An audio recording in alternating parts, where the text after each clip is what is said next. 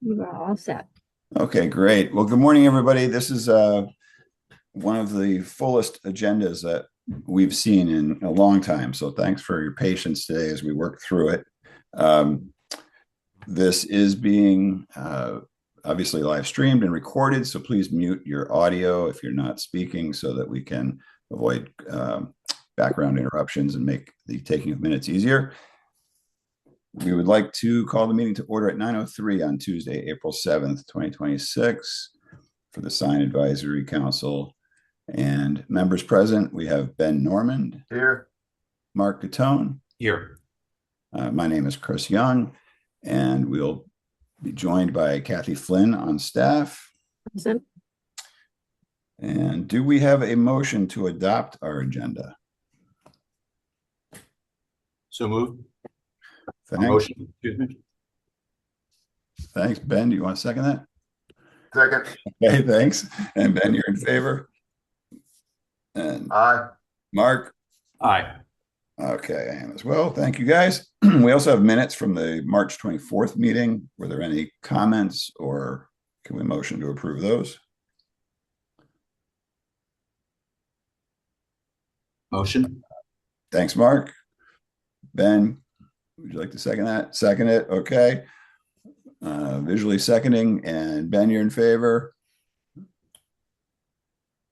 And Mark? Aye. Okay, Ben, you're in favor? Aye. I am as well. All right. Thank you, guys. Do we have anybody on the call today with public comment? So this would just be commentary not related to an application before us. Raise your hand if you would, if there's anybody that would like to make a public comment. And Kathy, you could tell me if anybody's doing that. Mr. Chair, through you, there's no one here raising their hand. Okay, great. Thank you. Do we have any commissioner comments that want to be made at the outset? Ben. I'm sorry. Unfortunately, I have to be out of here by 10 o'clock or before. So as we get closer to that, I can't be past 10. So okay, we will do our best to work through the agenda quickly today. If you can just let us know before you leave so that. Yep. We'll finish up whatever application before, and then I'll have to step out. All right. Thanks, Ben. All right. With that in mind, let's move right on to the first item on the agenda. We have Nisha at Evergreen Way. Is anybody on the call for this? Yes, that's me. Hi, Ben. Thank you. Go ahead and introduce us to this application. I'm seeing it's a wall sign, 1'9" by 6 foot. So it's within our sign size regulations. It's made of wood, beveled, carved, painted. And let's see, Kathy, we scroll down. There's the design. The 1'9" by 6 was the previous application, which your previous meeting, there were comments that it should be a little larger. So we've reduced it and made it a little bit larger. And we also had a request from the client to change the color to a darker blue-green. So those are the main changes. So the application itself just needs to be updated. Still seeing the 1'9" by 6 foot, but I do see on your design it's updated size-wise. So we just need to make that right one. The right one is the previous, just for reference. But the left one is our proposal, the bubbled one. Okay. Okay. Why don't we go Ben and then Mark for comments? Yeah, I think that they've done what we asked them to do, and they're proving that their logo is under 15%. So I'm satisfied here. Okay, great. Mark? No concerns. Okay. I have no concerns either. I appreciate the changes. I'll make a motion to approve as submitted. Thanks, Ben. Mark, you want to second that? Second, sorry. Yes. Thank you. All right, Mark, you're in favor? Aye. And Ben? Aye. Okay, I am as well. So thank you. Thank you. Let's move to the second item on the agenda, which is 110 Eel Point Road. Yes, Mr. Chair, Ashley Santos is here to discuss the banner. Okay. Ashley?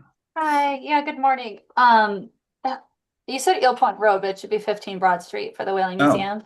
I'm I don't sorry. know no worries. There's a On the lot of items application on here. there, I yeah. just wanted to confirm. I know you guys know where the location is for this. Since these are our annual banners that we put up for the exhibition on the Whaling Museum.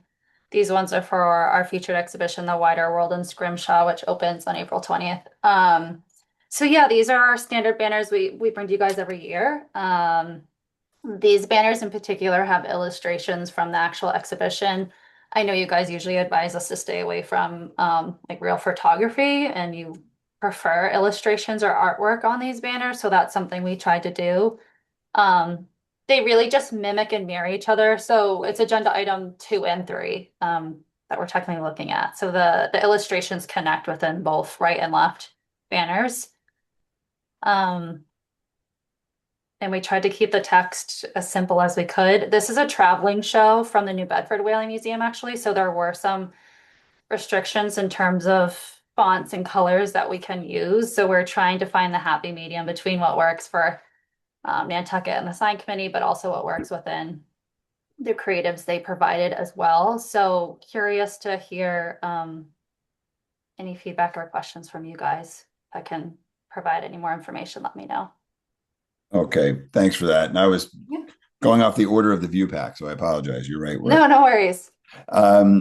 So just a question I have is, it says featured exhibition at the bottom. There's not going to be any reference to New Bedford or other sponsors or anything like that. This is what. No, yeah, there won't be any reference. And yeah, there are supporting sponsors, but we always stay clear of putting that on these signs because we know that's not something you guys want to see. So this is the language we'll be using. Again, we're trying to keep it as simple as we can. Okay, thanks, Ashley. Mark, and then Ben. I see that we have a start date, finish date, which I appreciate. These go to November, it looks like. I do see that we've had discussions about the materiality of these. They are noted as vinyl. Mm-hmm. I don't know if the other members want to weigh in on that. I think, haven't we asked for sort of a non-vinyl product in the past, which I think they have used? Sort of more of a canvasy product, if I'm not mistaken, but maybe others recall. Content-wise or graphics, I don't really think I have any concerns. Okay, thanks. Actually, just to that point, in the past, I do also recall that canvas was requested and used. Is that something that? I guess I'll have to look at the exact material once our designer orders it. It is definitely more of like, I'm just not as familiar with all those materials, but like a matted vinyl canvas type of material. It's not like super shiny in terms of how it's printed. We try to avoid that. But I can confirm the exact material.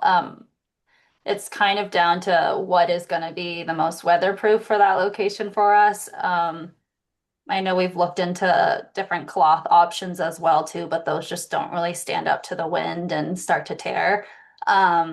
But yeah, I can confirm that. I don't know if that's something I need to confirm before you guys pass it through, or how should I follow up on that? Hold on to that thought. Let me just have Ben speak. We'll circle back to that. Okay. Okay, thanks. Ben? Yeah, I have no problem with the content, and I think every year past the materials always seemed fine. So I would say, whatever you used last year would be suitable for this year. Okay. I think that makes sense because it has worked well in the past. So for me, Mark, are you comfortable with that? Yes. We just make a note. Kathy, could we just make a note that the material should match previous years? And then Ashley, it's up to you to just look into what you ordered last year and duplicate that. That's no problem. Should this go through the approval process? Do we have any other comments or motions? So I would motion to approve this application and the next one for the same banner. It seems like there's two applications for each banner. Second. Okay. Great. Mark, you in favor? Aye. And Ben? Aye. Okay, I am as well. Just with the side note, please, about the material. Right. Thank you. Okay, thanks, Ashley. All right, following the agenda, we have Robert Young, 28B Easy Street. Is anybody on the call for this? I'm here. This is Bob from Sign here in Nantucket. Hi, Bob. All right. So what are we reviewing today? Can you walk us through this? All right, and Sarah, I believe, is on the line too from the client. They're looking to get at their location two signs, a quarter board and a hanging sign. I'm not sure which one you have up first. Looks like you have the quarter board up first, and that would be on the Easy Street side above the window there. Okay. Now this building has gone through a master sign plan for the very reason that this is a tough building to put signage on. Yeah. Have you looked at the previous applications and what is in the file for this? I have not looked at the previous master sign plan. The last time I did a master sign plan for Zero Main Street, I was referred to do that and update that, and it wasn't needed when I presented the signs to you guys. So I felt that since this is not that big of a scale of a building, that we would not need to address a master sign plan for these two signs for this part. Okay, it's yeah, it does have history. I think the surf shop started in this building. You've got the jeweler that's adjacent in the same building, just next door, coming off the sidewalk there. So there's definitely been some discussion and concern, and it's unfortunately just designed in a way that doesn't give great locations for signage. Yeah.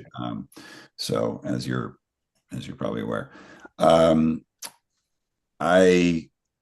I think it would be important for us to refer back because, as I recall, the quarterboard location, it's not appropriate it's not at the public entrance, and I think that was something that this hanging sign, your second application, was addressing. It was trying to find where can you put signage for this storefront, and the hanging sign off of and that is the hanging sign you're showing is in the same location as a previous approval. That was sort of the reconciliation or the best solution we could come up with. So I just want to point that out to the fellow board members that there's some history on this one related to the wall sign. So we'll take it one at a time. Let's talk about the wall sign. Does anybody, Ben and then Mark, do you guys have any other thoughts on that? Yeah, so I think the location definitely, the existing master sign plan, we did this already. So if that location isn't a previous master sign plan or location, then it's a hard sell. It's not really where we want to see a sign. I think from the actual sign itself, I think that ideally I'd like to see some serifs on that font. Unless that's block lettering. Chris, do you have a comment on that? Is that? It does look like it's block lettering. All so right. I suppose it's all right. So I guess if we're good with block lettering, then I think that the sign itself is fine. It's about location. So I'm hesitant to move forward with this one until we confirm that with the existing master sign plan. right. I'm also looking at 4.5 inches tall for the entire sign. That means your font, the lettering is only going to be maybe 2 inches tall. Yeah, that's pretty tiny. That's pretty small. But Bob, I think that more importantly, we should just make sure that we're complying with what the master sign plan for this building had laid out. Mark, do you have any comments? I agree with everything that's been said. Okay. So we can take a few different courses here. I guess we could just deny for lack of complying with the master sign plan, or Bob, if you want to, we could hold for revisions and you could go review I'd make a motion, if I may, to hold for revisions and compliance with the approved master sign plan for this building. Yeah, sounds and good. I might make that same suggestion that we look at this globally for the second application as well, for the second location. I wouldn't mind making just a quick comment on the second one because I think. Yeah. Let's discuss. We'll address that one second. So, Mark, your motion would be to hold the wall sign for revisions. I just thought it'd be good to look at it globally. I'm also trying to get Ben out of here by 10. Okay. Well, maybe we can do a quick review. Because I'm going to be out by about 10:10 myself. So Okay. All right. So it will require a look at the master sign plan for both, I think, Bob, just to be honest with you. But let's just motion one at a time here. So we have a motion for the wall sign. Ben, do you second that? Second that. Are you in favor of it? Yes. And Mark? hi. Okay, I am as well. So looking at the projecting sign, which I think we're suggesting will be held for revisions just from a global point of view. But Ben, you wanted to comment something on it? Yeah, I think if that location is already a pre-approved master sign plan sign location, I don't see any real problem with the sign itself. Just food for thought, I guess, is basically what I wanted to say on that. Okay. Mark, do you have any thoughts on that from the? I'd still like to see the master sign plan before we sign off on this. Yeah. If this is technically a suspended sign, not a projecting sign, that's going to flap in the wind as proposed. I mean, especially out here. So may want to think about something in terms of how that's actually affixed to the overhang. Okay. And I know we also, whether that clears the 6'8", head clearance, that's a factor here as well. So that the height right there is 93.5 inches from the ground on the inside there where there's a recessed light. That's the highest point between those two windows. So it's so if it's 7'6", which is 80 inches, right? Well, 90 Well, inches. we're talking to the the bottom underside of of the the sign. sign relative to the Yeah. sidewalk. So it isn't become a headbanger. Yeah, exactly. So if it's 93 inches from ground to where the recessed light is, that doesn't leave very much room there. But I think that this was, when we see the master sign plan, this was where previous ones were hung. And I think it might have been because the sidewalk doesn't really, it's close enough to the wall. I guess the thought was, there are locations for signage, but let's review it with the master sign plan. I think, just generally speaking, I like the design myself, like Ben said. So I think if you you're in the right track. Scroll down to the last picture, that shows the previous sign, just for reference, from the GIS map where it was. Yeah. That's Google Maps. Yeah. Yeah. That's from 2019, I think. I think that said 19 on it. Yeah. Hard to see in this spot, sort of. All right. Let's formally make a motion here. Motion to hold for further review with the master sign plan. Thanks, Mark. I'll second that. All right, Ben, you approve? Yes. And Mark? Aye. All right. Thanks, guys. Mr. Chair, before Yes. Bob hangs up, Yes. Bob, I'll call you after the meeting and explain to you how you can access the master sign plan because everything's digitized right now. Oh, okay, perfect. Yeah, I'll be at work after 10 a.m. Okay, perfect. Okay. Thank you so much. Okay, thanks. Let's move over to 14 Federal Street, NIR Retail. Hi, yes. Okay. Who is this speaking, please? Introduce yourself. This is Kelly from Nantucket Quarterboard Company at quarterboards.com. Okay. Thanks, Kelly. So we have two signs for Dairy Boy. Right. One is a quarterboard, one's a projecting sign. And are these made of wood and carved? Yes, they're made from wood, 1.5 inches thick, mahogany. Okay. Got it. And so that is over. And this is the former Jewel or Jewel of the Isle. Or Jewel of the Isle. Yeah. Okay, great. Was the projecting sign bracket, are you reusing the existing bracket? No, I am ordering a new bracket that is pretty much the same, but not rusted like that one. Okay. Same location though. Yeah. Okay. Great. Why don't we say Mark and then Ben? What are the colors? Is it just black and white? Says Palladial skies for the blue and classic brown for the ground. Okay.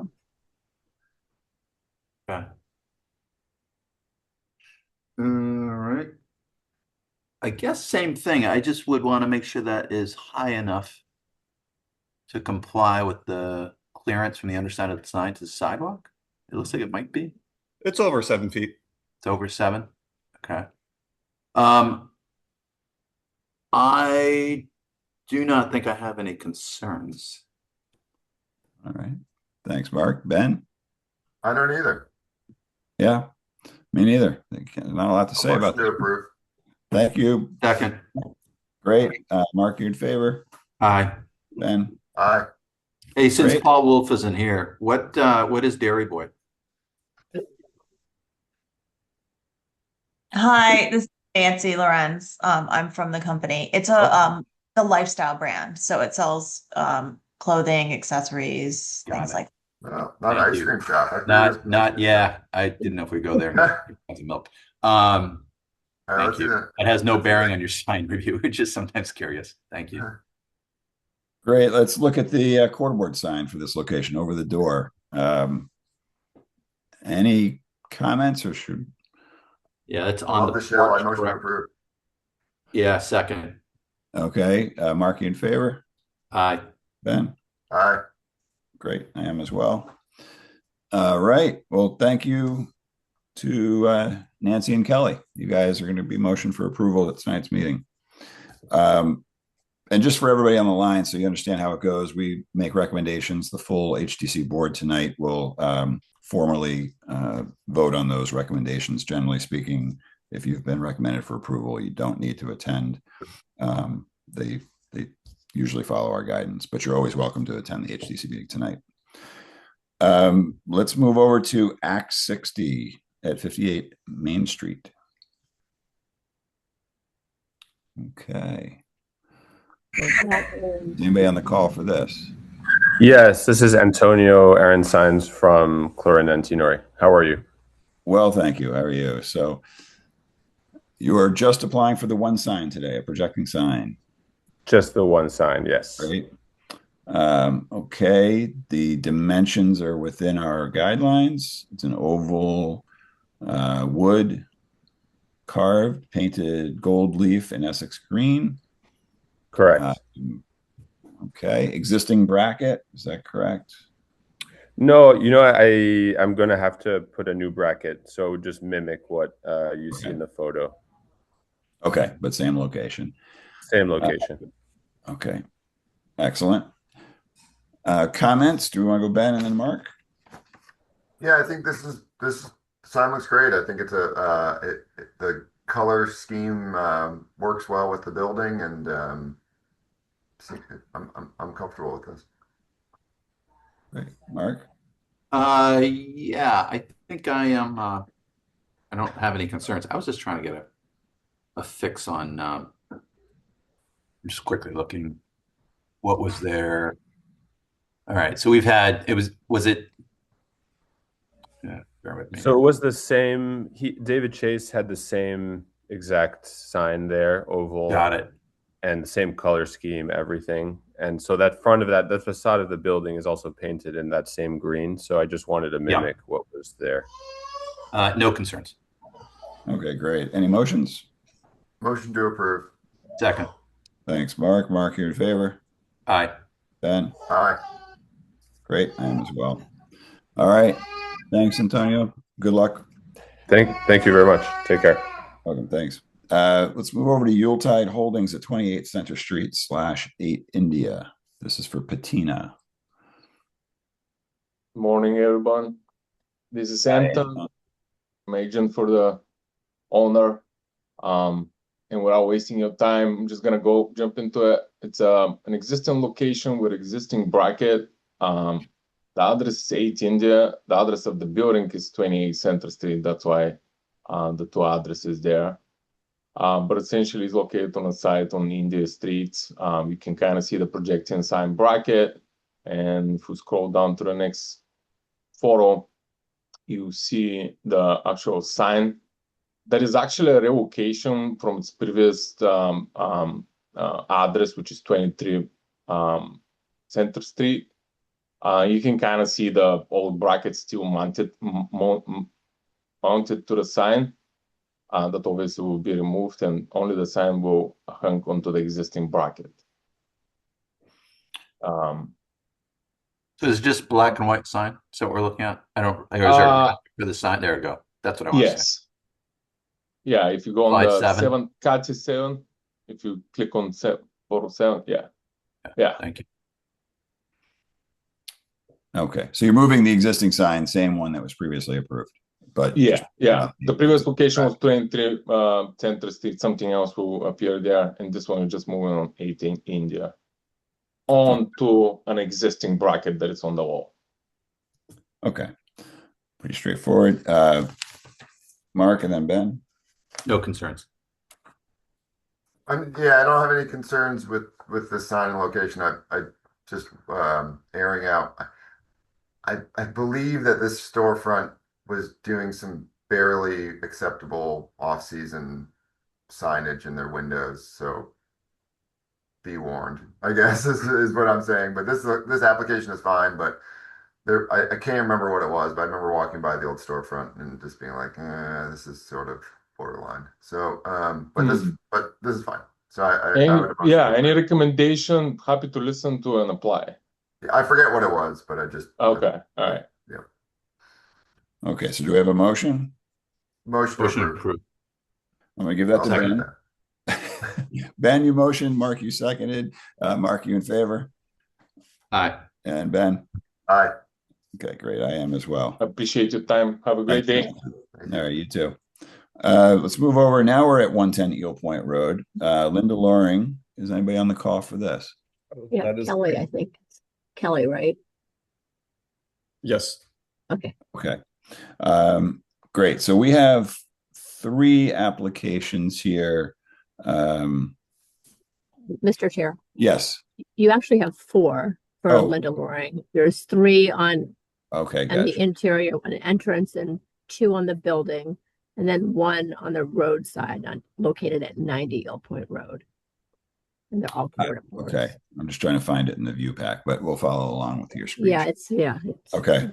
So let's do the quarterboard signs first. We have a building 1 quarterboard sign.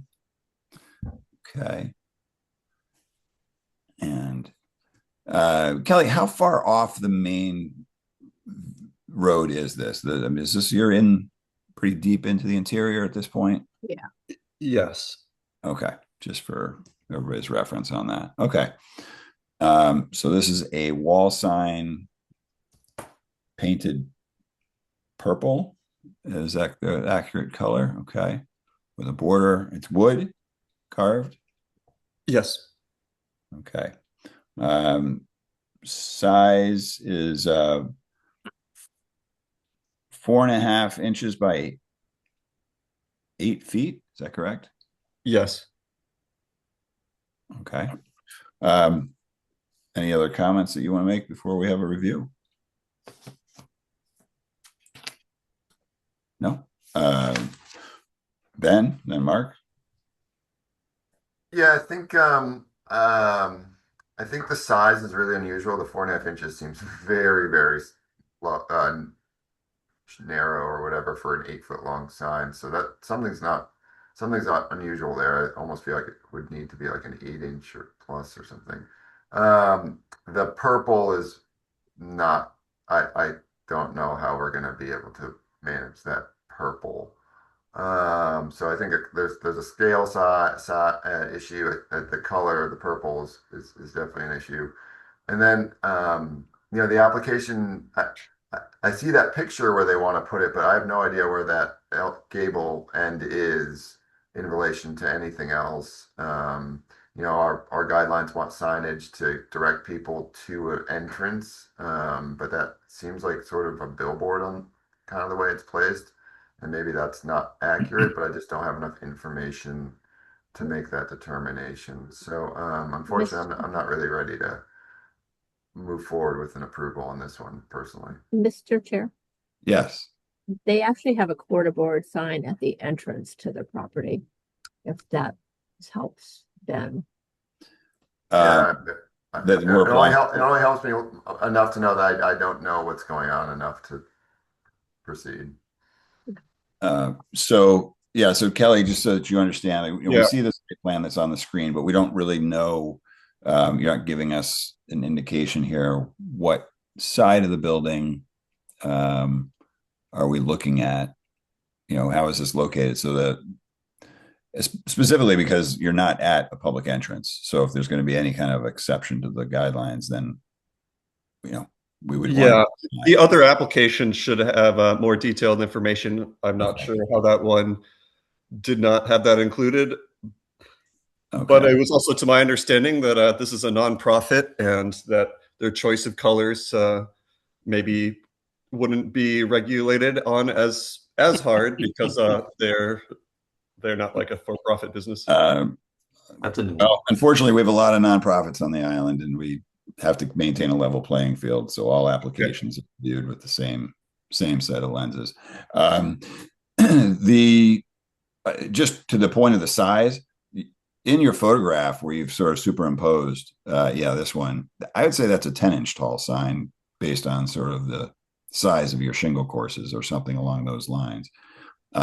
So from a size point of view, 4.5 inches would be less than one of those courses of shingles. So I think that we just want to make sure you're getting approval for a sign that will actually, that you're intending to build and that will work. So for starters, I believe Ben's comment about size is pretty important to consider. Mark, I'm sorry. Did you want to make some comments? I didn't mean to cut you off.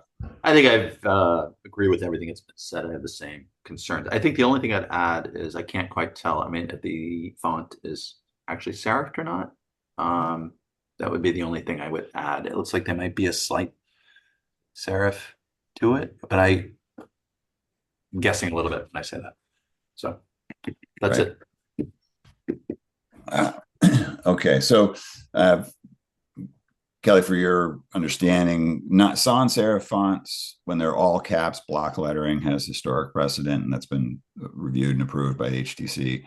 When you go into lowercase lettering, they really try to encourage serif fonts, meaning, slightly heading in the directions of like a Times Roman, or, it's your decision on that end, but just having something that gives a little bit of a traditional flair to it. So that might be, and many people, FedEx, Stop and Shop, a lot of people have actually modified their fonts and logos just to comply. So there's that consideration. The colors are intended to be muted. This Mystic Grape, if it's accurate, what we're seeing on the screen could be definitely a cause for concern. Is that there, just so we understand where the marketing department is going to step in? Yeah, is that their color based on logos, or is it just this is a color that they requested? Those are their colors based on their logo, yes.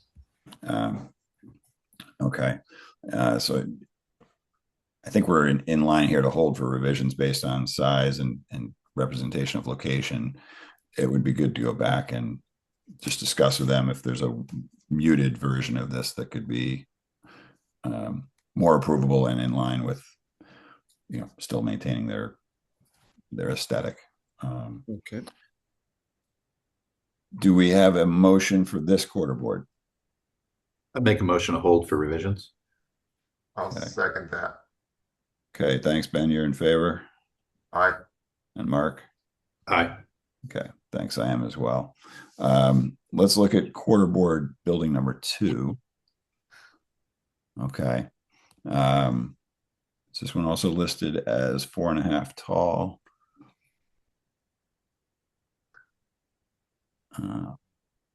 It is. So, okay.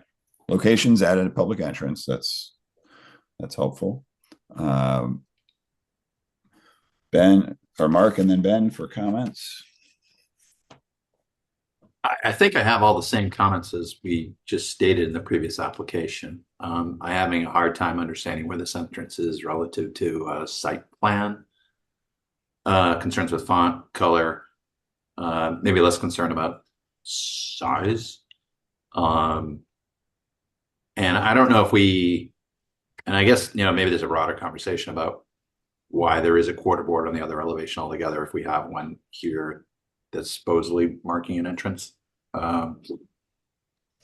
Yeah. Those are my comments at the moment. And this says building number 1, building number 2. Is this a separate building altogether?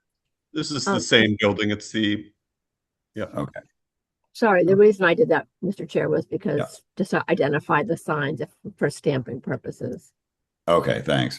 So, yeah, I think that, Mark, your comment makes sense about, putting multiple wall signs on a building. That's not encouraged or allowed by the guidelines. Ben, your comments? Yeah, I mean, I think the location, just judging by this picture, but again, I would need a site plan or some way to understand where this points. But generally, this is where we want to see a sign by an entrance. This is what really addresses, when you walk up to this building, you're going towards the door and there's the name of the foundation that's there. So I think it appears this location is good, but again, the color and size and font are still a lingering issue. Okay, great. Yeah, I mean, the application says it's 4.5 inches by 4 feet. This representation looks more like it's closer to 10 inches by 8 feet. So yeah, Kelly, I would just encourage you to look at that. There's nothing to say that you should. I think having the 10 inches makes more sense in any approvable location, just from a visibility point of view. 4.5 is really small, but that's your decision to apply for what you like. Make the motion to hold for revisions. Thanks, Mark. Ben? Second. Thank you. And are you in favor? Aye. Okay. Mark? Aye. Thank you. I am as well. So let's look at the entrance sign. Okay. So this is a freestanding sign. So I would not call this a quarter board. Kelly, we have very strict guidelines when it comes to freestanding signs. So it is near a fence, which means it might be able to get modified in its application here, but putting new freestanding posts up for a freestanding sign is one of the few things that the guidelines say is strictly prohibited for new signage. So with that in mind, I'll let the other board members speak as well. Ben and then Mark. Yeah, it's unfortunate. I think this is a non-starter for a freestanding sign. I'm seeing this rock sign right next to it. So that we can't just keep piling on Linda Loring Nature Foundation logo signage around here. So yeah, I think we need to see a broader view of the front entry and if you already have a rock sign, so the rock sign would have to go away, in my opinion, if we were to see a fence sign, let's say. But I think the freestanding sign is a non-starter. So with that, I think that's all I have for now. And Mark? I would agree with what's been said. I don't know if the other members recall. I don't remember reviewing the rock sign. I might request to see the approval for that as well when we review the other signage. And I would have a hard time, if indeed that rock sign's been approved, to approve any additional signage. Certainly, I would highly encourage they stick with the rock sign to mark the entrance. Yeah, I agree with you, Mark. I don't think that was applied for. It is sort of what the guidelines were when the rock signs were added to the guidelines. It was to address rural, needs like this. So it's, I think it could be appropriate. Whereas the freestanding sign that the guidelines strictly prohibit, that's why the rock signage came into play originally.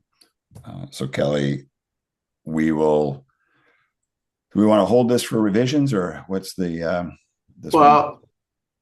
I would make a motion to hold. Okay. They want to come back to us if they want to continue the conversation, they certainly have that option versus a flat out denial at this point. Okay. I guess I'm curious to know more about the rock signage too. And that's why I'm kind of holding it for more discussion. Okay. So I mean, See Marcia technically, Fader has her hand up. Well, technically, if we're holding for revisions, I guess the revisions that we would be encouraging would be to make it a compliant sign, right? Which would perhaps be a fence sign.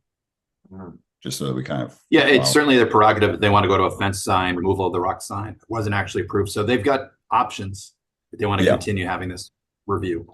So keeping the application in play just to be able to discuss. I think so. Okay.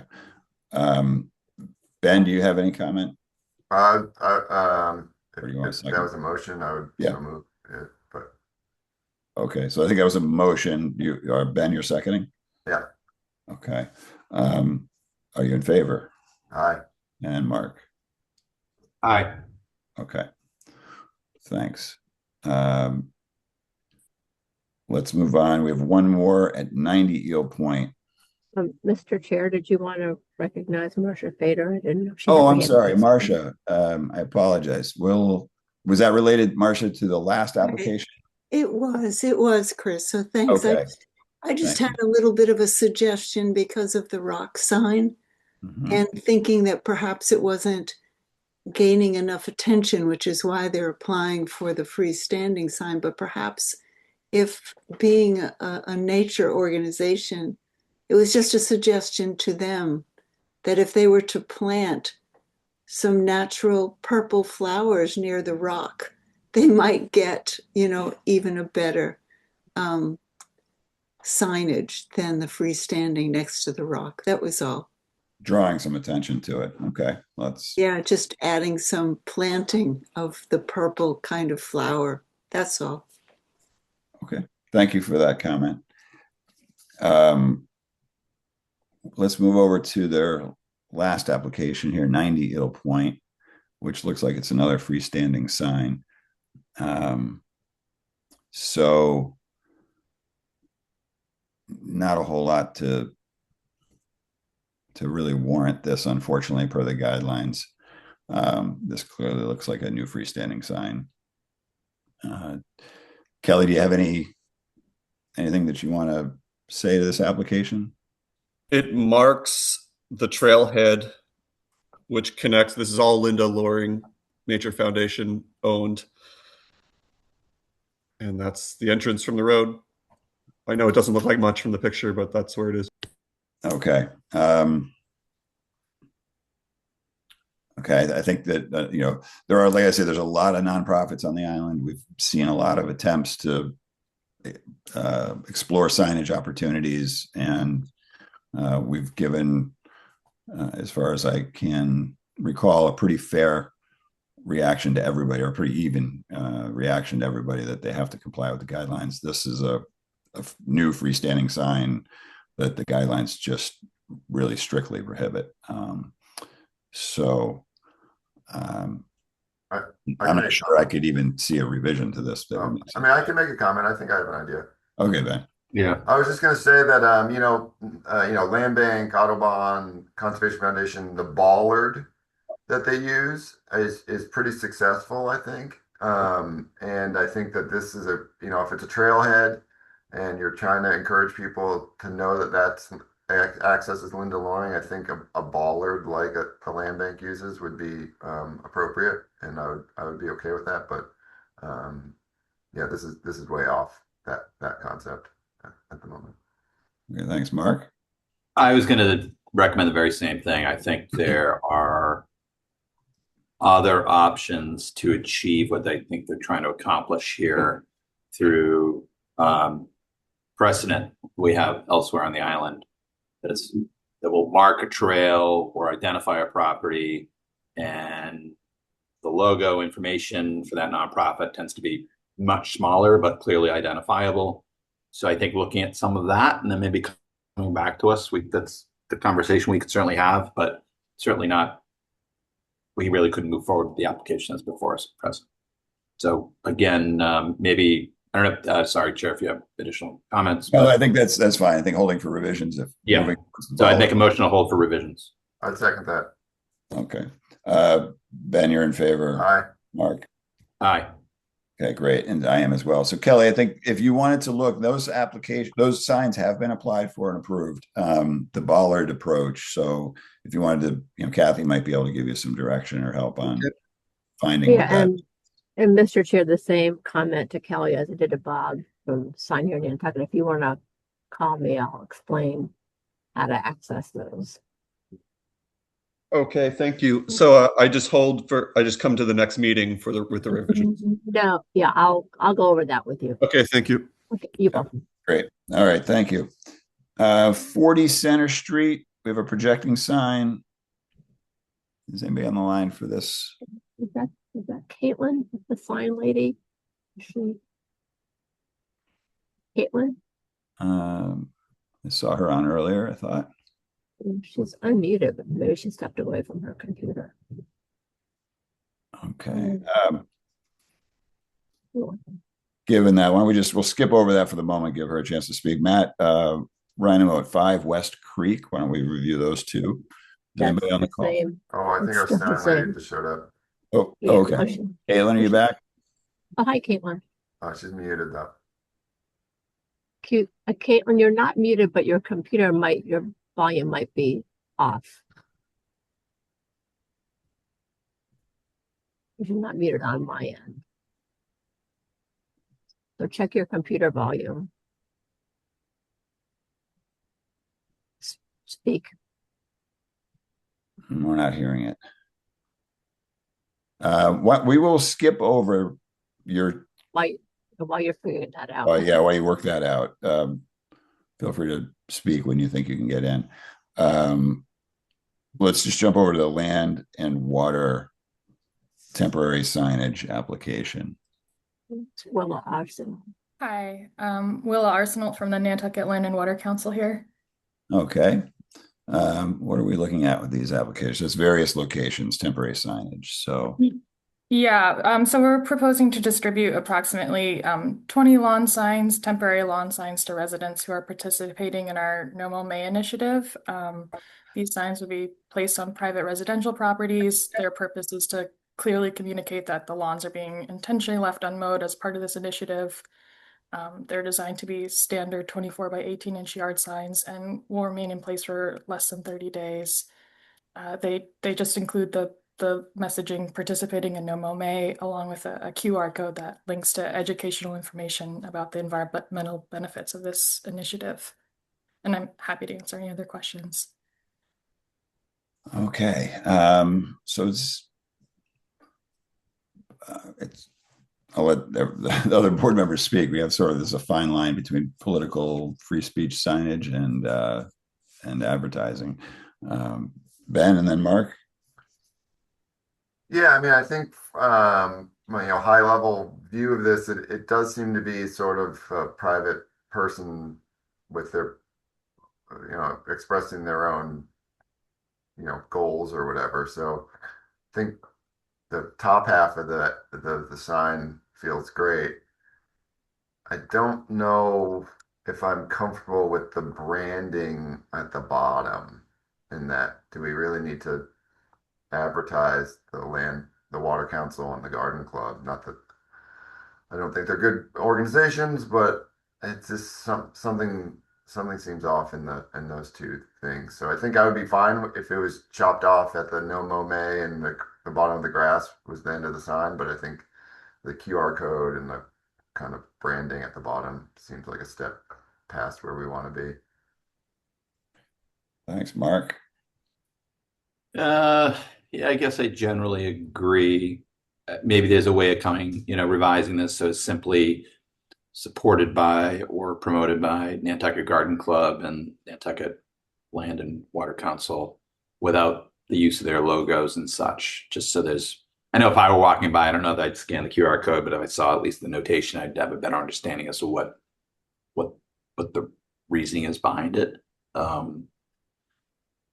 Yeah, I guess that's my comment. Okay. Yeah, I'm just afraid of precedent in the sense that once we start approving commercial, albeit nonprofits, but commercial logos and, just like the Whaling Museum wasn't able to say sponsored by on their banners, I think that we have to be careful with that. the QR code's interesting. We've used QR codes. The guidelines say you're not supposed to put website information.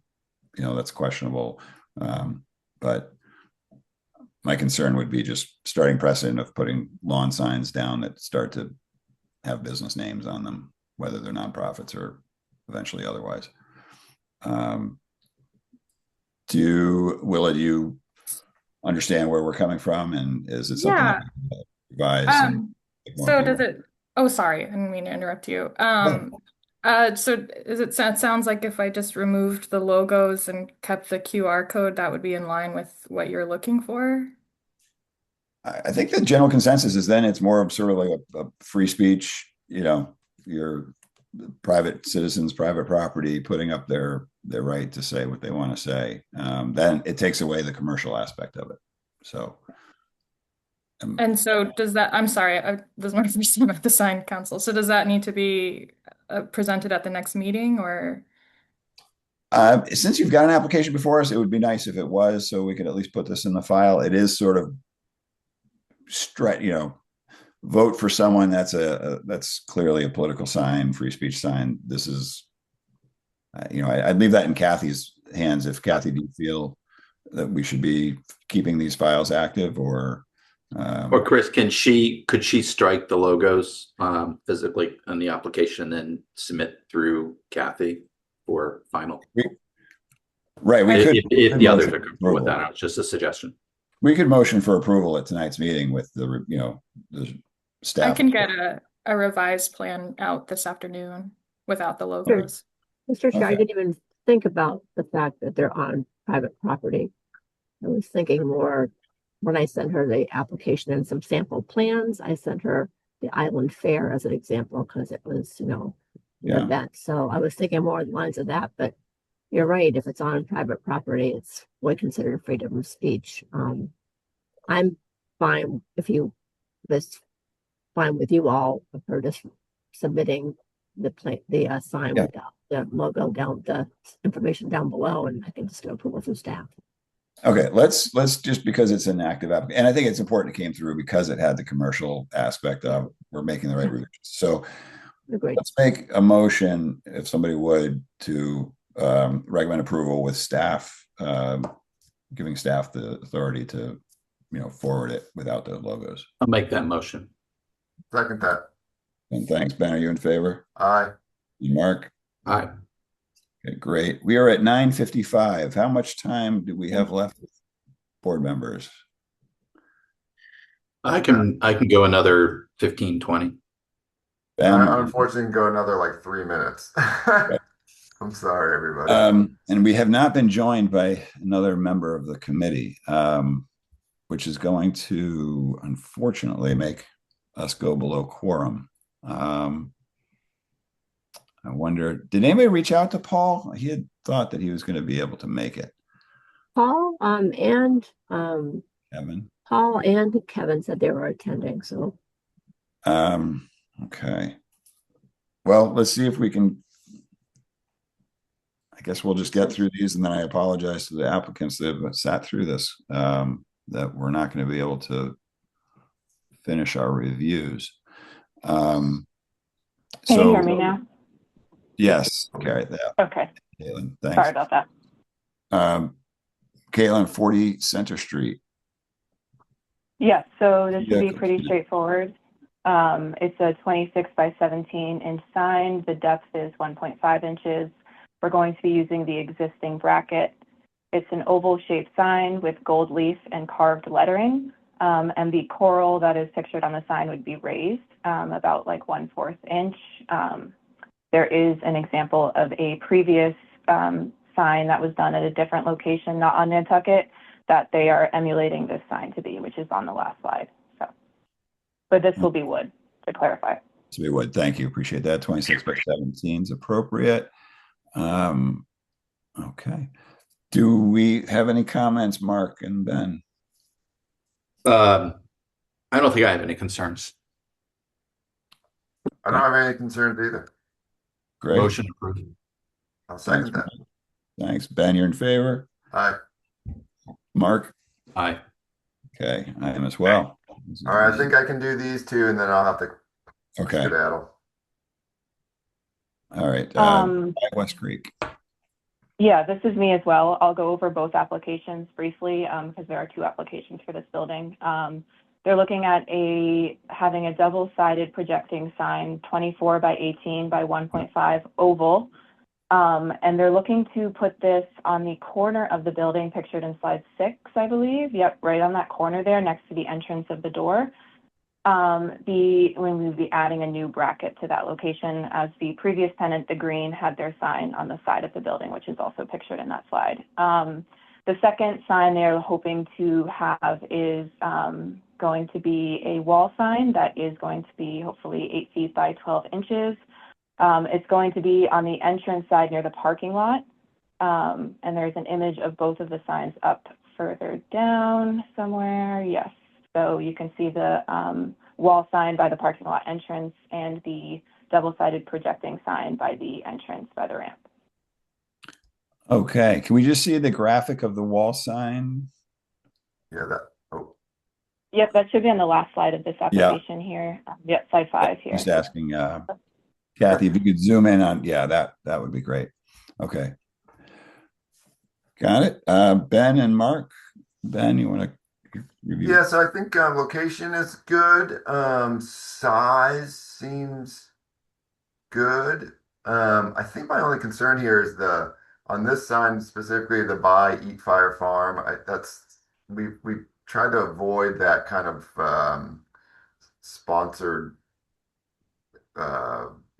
collaboration thing before with stores where it's this kind of secondary ownership. So I think that's a concern on this sign. And then the oval sign, you have the same thing, the Eat Fire Farm, buy Eat Fire Farm thing, and then the address was on there too. I think there's just too much going on. So I think the content for me is getting muddled. And I think that's something we try to avoid with our signage. So that would be my concern here. Okay, thanks, Ben. Mark? Yeah, I actually don't have any concerns with this. I think the last part of what we're looking at on the screen now is certainly just the street address, which is fine. The Eat Fire Farm, I don't know, maybe because it's a local entity, it doesn't bother me as much. And the graphics and the subtlety of the palette, the colors are just so soft. All that combined, I don't really have a concern with this one. Either sign for that matter. That's my 2 cents. Got it. I just from a readability point of view, Caitlin, I'm wondering if specifically on the wall sign, because a quarter board is traditionally, one row of text. Right. I'm just thinking it would be more in line with, I can't think of a quarter board sign that we've seen that has 2 lines of text. And to the point about the buy, eat, fire, farm, it is local, but it also is sort of like the whole Pacific National Bank by Bank of America sort of, had to deal with. I think what the vision here was to have both signs wording match and also to highlight the fact that already everybody knows Eat Fire Farm and they start opening a farm store at 5 West Creek. So I think they just wanted to have people know the name with a different name type of thing. Is it, if I may ask a question, is that the whole name? Is it the little farm store by Eat Fire Farm? Yeah. Yes. Yeah. So it's their entire name, what that's worth. Yeah. Would take the word buy off. I mean, I don't know if it matters, but the buy kind of. It's so subtle. Adds to it. It is subtle. I have no skin in this game, but I don't either. I don't. Ben, we can set it up. Let the board have their final say. There's probably a few board members that wish they were here. I'm just waiting for Mark to make the recommendation here. Motion to approve as submitted. So this will be for the quarter board sign first. I guess we'll do. Sure. Okay. Motion to approve. Okay, Ben, are you seconding? Yeah. Okay, I will. I'll second. Or actually, Ben, are you in favor? Aye. Mark. Aye. Okay, I am as well. The Thank you. projecting sign. motion to approve as submitted as well. I'll second it. Okay. Thanks, Ben. Are you in favor? Aye. And Mark? Aye. Okay. All right, thanks. So that puts us in a little bit of a quandary. Ben, you have to leave. I gotta go. Sorry, everybody. Okay. Thank you for being here. We still have a number of people on the line. Should we try to recruit? Kathy, has anybody called Paul just to remind him or Kevin? No, it's just me now. Okay. Not sure I have. So Let's see. I mean, I don't have. All right, I everybody. don't See you next time. I'm sorry. I gotta go. Bye, Ben. Thanks. So Ben and Mark are leaving. If you wanted to reach out to. I don't think I have his. Mark, you only have but a I few did. minutes. Is that right? Let me just email them. Okay. But Mark, you only have a few more minutes anyway. I got to jump on the 10:30 High Line. Yeah. Okay. So people left on the call. We have 30 North Beach Street. We've had, and then we have Old Business, which is NAR for legit. We have Sconset Trust, which is their park rules, and we have VTT management. I see a lot of people still on the call. It looks like we only have really 3 or 4 applicants left, but I see more than 4 people in our gallery here. So should we shoot Kathy to try to? So the next meeting, Mr. Chair, is not until 4/28. Wow. Yeah. Because of school vacation, no one's meeting the week of 4/20.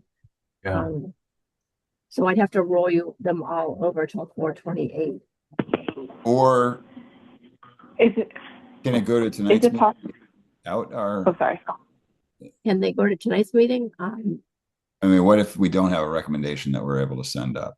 Does it go to the HDC tonight? I mean, usually if they request it, but I know a lot of the members aren't aware of the sign guidelines. I know Ray isn't going to be there tonight. Stephen is remoting, and he's not going to be there. He might be there at the very, very beginning. Yeah. Well, for them, let me just ask. So 30 North Beach Street, is anybody who's representing on the line? Hi, Gary McCoy. Hi, Gary. If this were to be held for our next meeting, I apologize that this is happening. It's a little atypical. If we were to review this on April 28th, is this holding anything up with respect to, your business plans or? Well, I represent the sign company. The hotel itself, I'm not sure what their timeline is for their spring opening. So my assumption they'd be opening early May.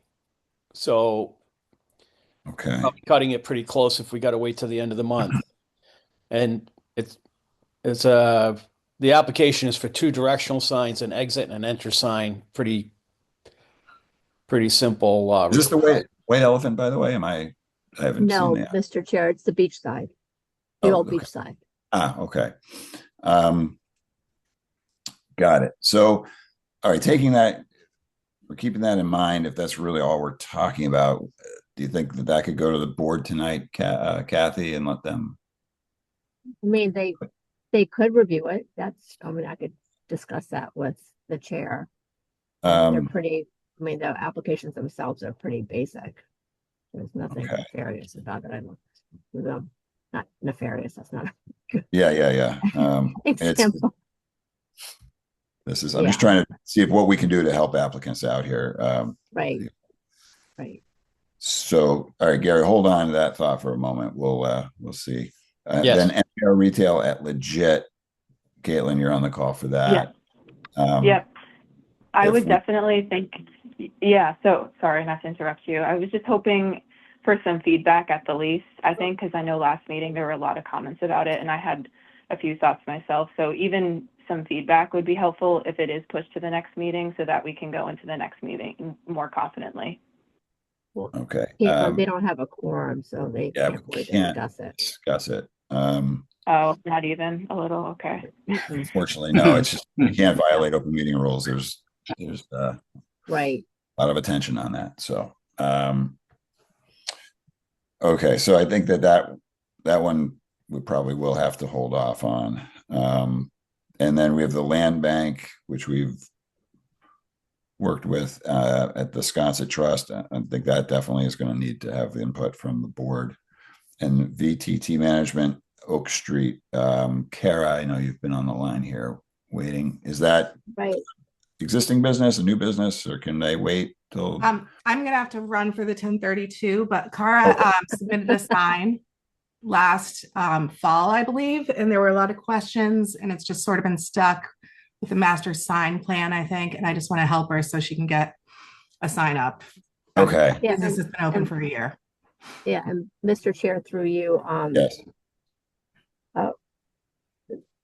I couldn't find a master sign. I do work for VTT, and they might have it, and they might send it to me if they have it. Okay. If not, we can revise it as needed. But I'm hoping we can figure out like what would be approved for her. Okay. With the sign plan. Yeah, I know there was a master sign plan for this building, and it's an old one. It's one of the first ones. That's why I remember it so vividly. It was Peter Matthews was the architect, and the Champions were the owners at the time. Yeah, a lot has changed since then in the building, I think. Sure. Well, yeah, and in fact, they were the whole reason for the precedent of making a name for the building. 12 Oak Street, that quarterboard was sort of like a let's identify the building, and then people can say we're at this building. That was sort of their design intent.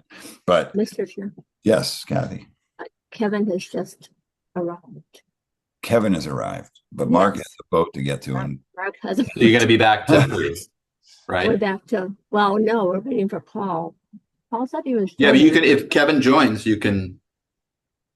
Oh no, you can't. Sorry. Oh, not if you leave. Not if you leave. Sorry. All right. Oh, okay. Let me give me a moment here.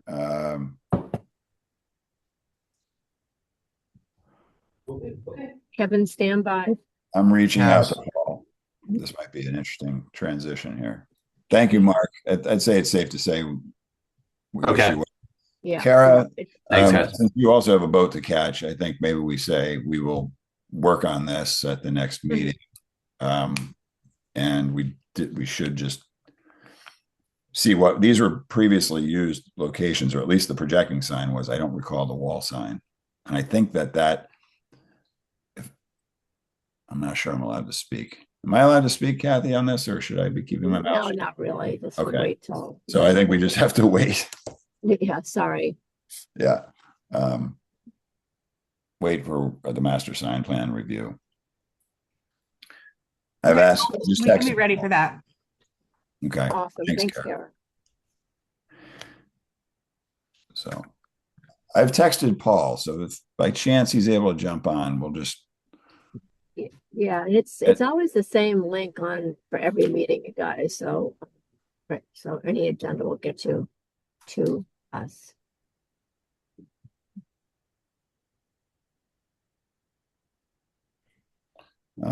Just texting him.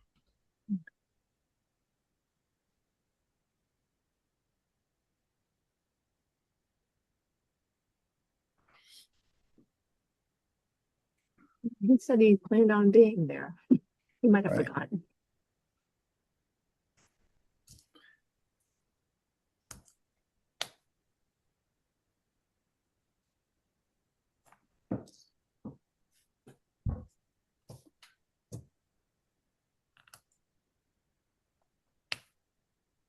I'd open the floor, make it an open mic night if anybody wants to sing.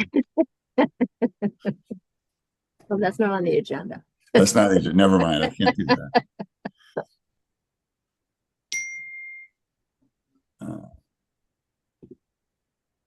I am not getting a response from Paul.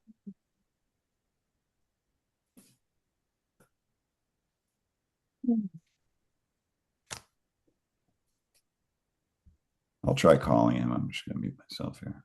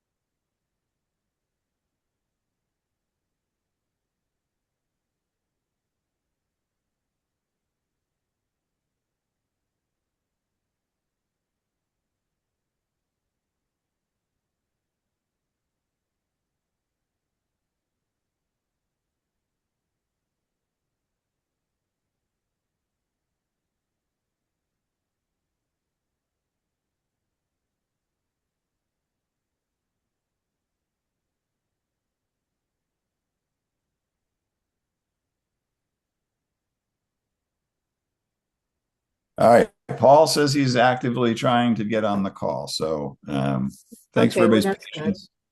We'll be able to continue along in a moment.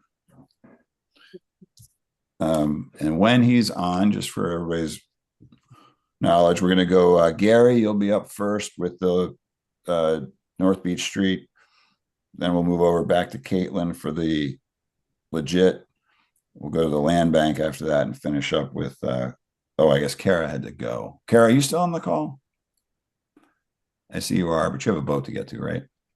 Hi. No, that's the other part. So we're both Kara. So the store is mine that I'm trying to do the sign for, and Kara's with VT Management. So she's helping me out with getting the things approved. She did have to jump off on the call. I mean, on okay, so you'll be able to stay on. Okay, great. Yeah, but she might hop back. All right, got it. Wow. Yeah, we will we'll wrap it up with you once we get Paul back on the line. So thank you. All right. Should be this. Let's see here. Yeah, should be the same link from the other meetings.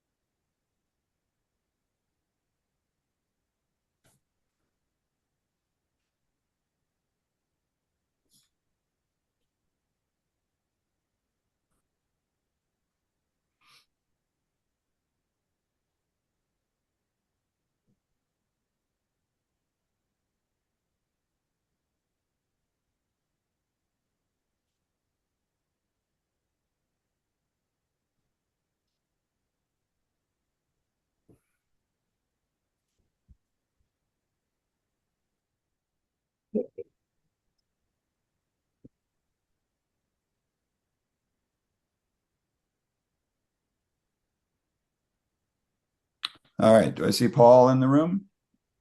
Good morning. Good morning, Paul. So just for the record, we now are joined by Kevin Kuster. Are you present, Kevin? Yes, I am. All right, great. And Paul Wolf. You're present. I heard you a moment ago. Yes. Just say present for sake of the record. Paul. Yeah. Okay, thank you. Okay, so we have a new set of three. We're going to move on with 30 North Beach Street, where we have 4 signs being proposed, 2 that are entry and 2 that are do not enter. They've also applied with the master sign plan so that we can see everything in its totality. Let's just start, Kathy, with that. So this is the beach side. Oh, let's go back to that. Sorry, Mr. Chair, he had sent me another site plan, but I couldn't attach it. I was having problems with my Adobe. So okay. So this is accurate. This is pretty good. Okay. So in other words, this is the street, North Beach Street, running up the side of the right side of this plan we're seeing. So there's the portico, sticking the, sort of entry portico coming off the front of the building. And then you've got the two driveways on either side. Looks like they're putting a sign at each. Gary, do you want to clarify anything if I missed that? Yeah, no, that's correct. It's just the signs would be at the curb cuts, just to safely navigate traffic as they enter and exit. Okay. The signs are made of cedar. Okay. So am I right? You're going to have 4 freestanding signs. Yes. Okay. Okay. We'll let Kevin and then Paul speak to these. So I think we can look at them all sort of as we'll have to motion separately, but let's discuss them in their entirety since they're similar. Kevin, do you want to start out? Sure. I'm trying to understand why they need to be so large and why they need to be on 2 posts, and they don't seem to have anything to do with the building. I'm not sure why they aren't more like street signs. From what I can tell, anyway, anyway, those are my main comments.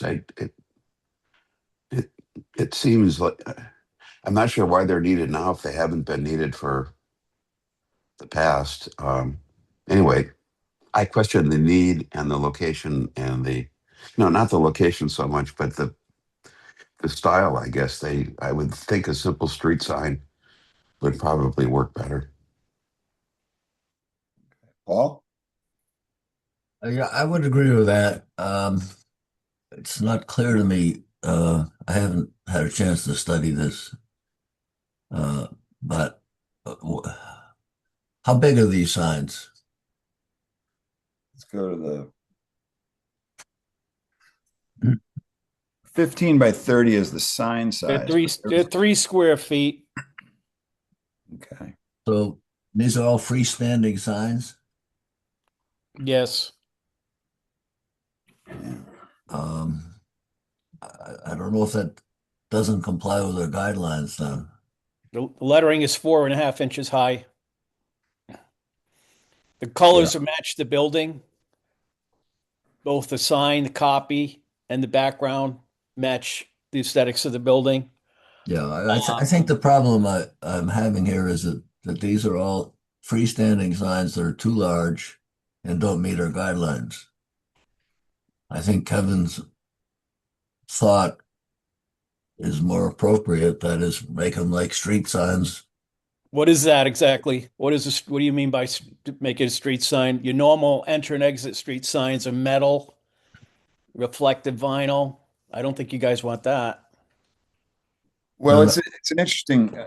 I'll step in. I think my concerns were the same. That were basically, especially that there's 2 at each side, 1 on each side of the driveway. That seems really excessive. Having any freestanding signage added to the streetscape is not allowed in the guidelines.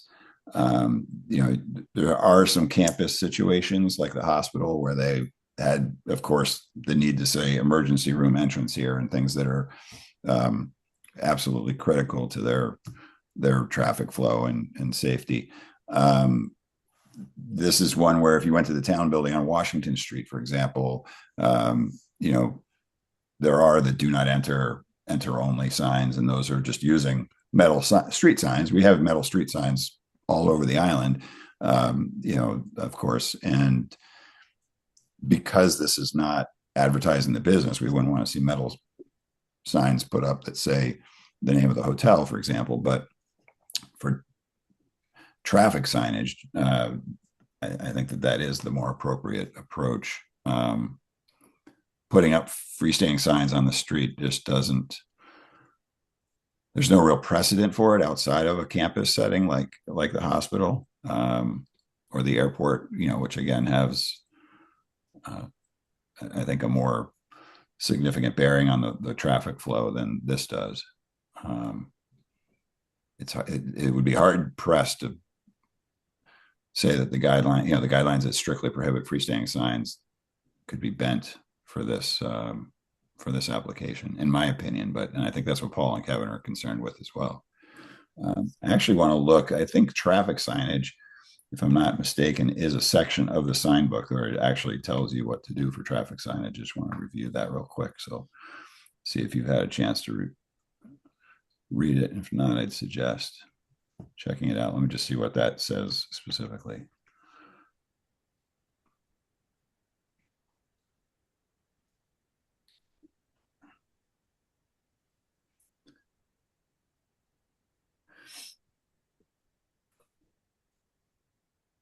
So under traffic and directional signs, the guidelines say that within they're allowed a horizontal sign that doesn't exceed 1 square foot, must comply with the DPW standards for street signage. And they're not supposed to carry the name or logo of any business or product. So the guidelines do actually give sort of the right guidance for this type of a sign, saying that you should comply with the DPW standards for street signage.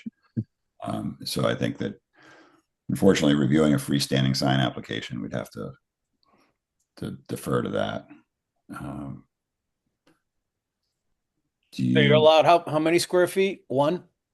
It's 1 square foot in area, must comply with the DPW standards. So that there might be some contradiction there, because I'm not sure if a DPW sign is,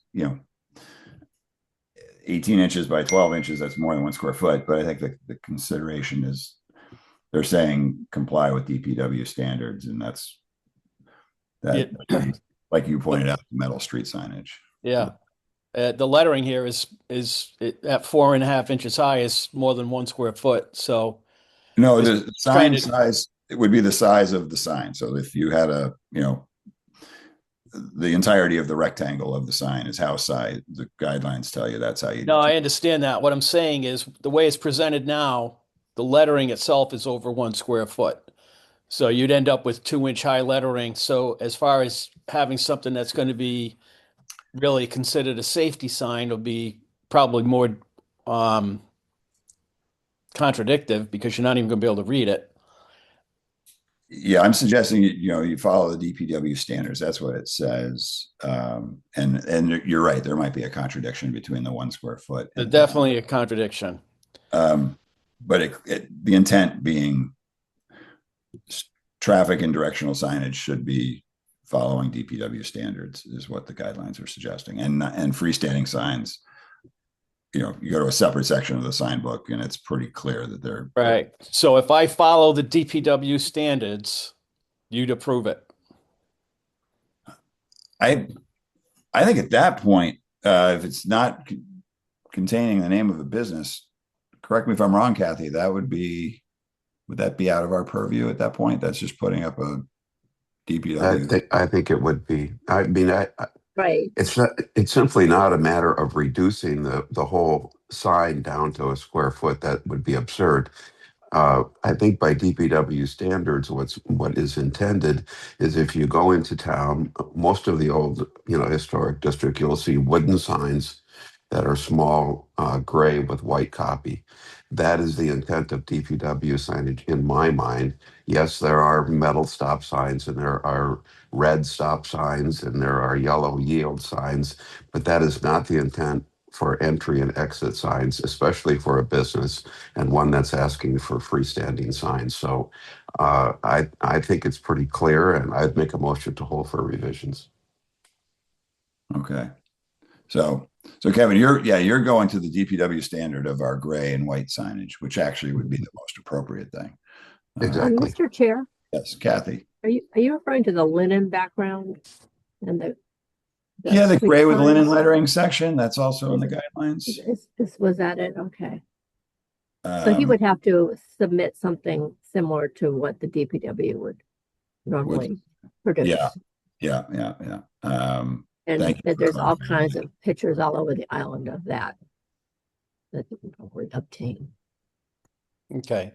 So I'll consult with the hotel and see if they want to proceed with what you guys are recommending, or if they want to withdraw the whole thing.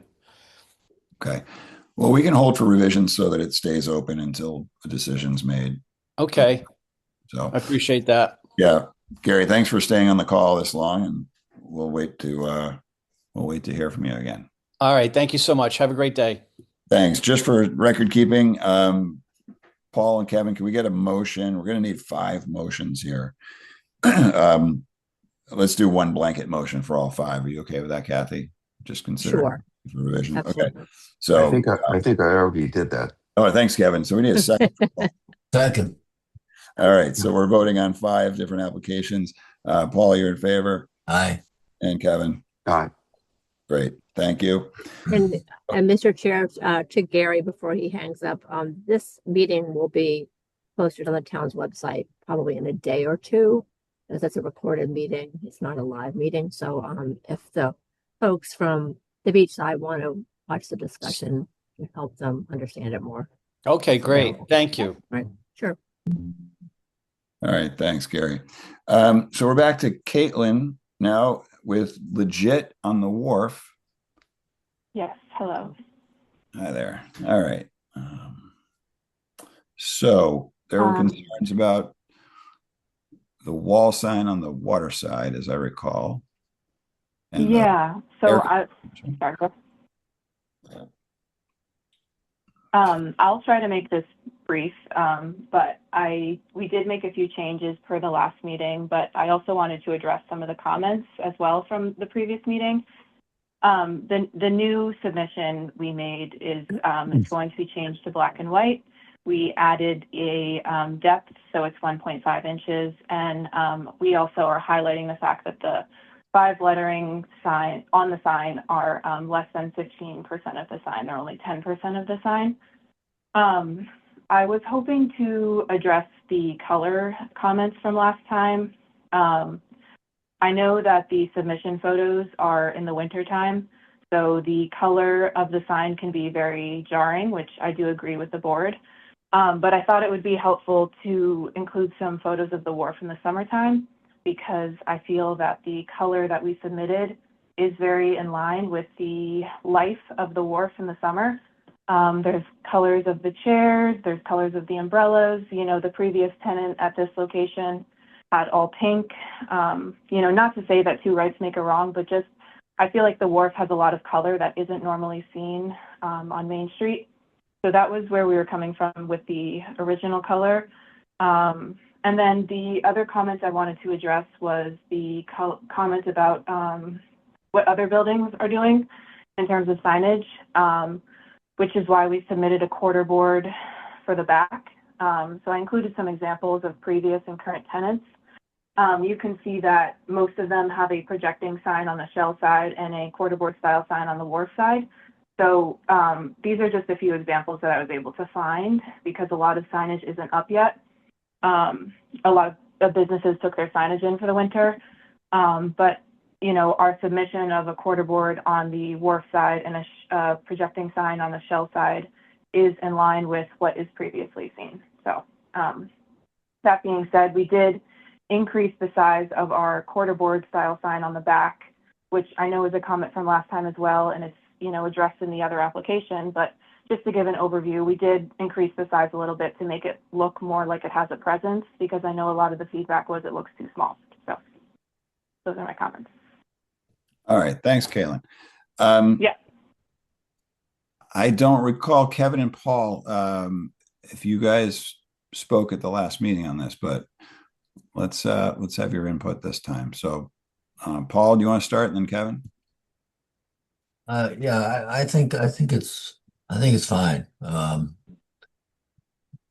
think the coloring is better, and the size is fine. So I have no problem with it. Okay.